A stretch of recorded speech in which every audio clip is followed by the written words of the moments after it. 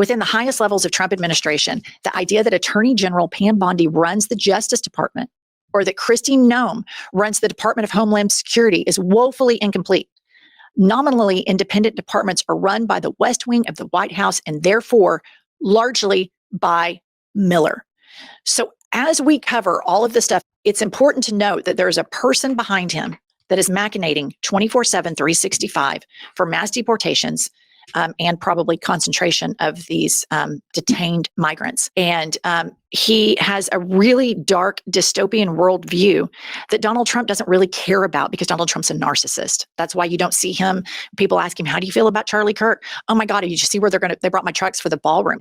I have to say, you can try to call us murderers and all of these things, but at the end of the day, I want your life to be better too, MAGA. I want you to have health care. I want you to have childcare. I want you to earn a livable wage. I don't want your schools shut down in rural America. I don't want your hospitals shut down. I don't want cancer research shut down. So when Aunt Kathy gets stage 2 cancer, that she doesn't have medications or treatments or therapeutics that she can do to help herself.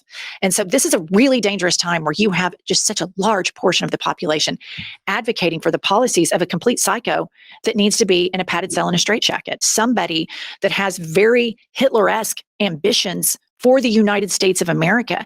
And kudos to the Rolling Stone for exposing this because mainstream media has him on and treats it as though he is a normal advisor to a president in the United States of America where people still believe in democracy. And that is such a disservice. Miller, who is Jewish, has been denounced by his own uncle as a one-man betrayal of Jewish moral and political values.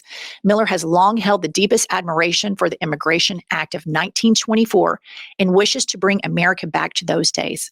The law is notorious for making the Holocaust deadlier for Jews who tried to flee the Nazis, only to be denied safe passage to the U.S. So I'm not going to be lectured by the people that want this vision for the United States of America, that somehow they have the moral high ground, or that I'm not grieving Charlie Kirk. I grieve all gun deaths. It is important that we all stay focused and not drawn into these online emotional blackmail. You have to act this way. You can't act that way. I'm going to call your boss.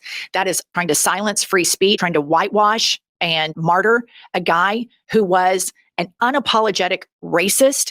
And I'm not going to do that. But at the same time, I oppose with everything in me political violence. Descending into nihilism and thinking there's nothing we can do is a victory for the Stephen Millers of the world. We have to stay organized. We have to keep amplifying our voices, and we have to stand up for our sisters and brothers. We need to make our voices as loud, if not louder, than this crazy psychotic tailspin right now that's going on the right.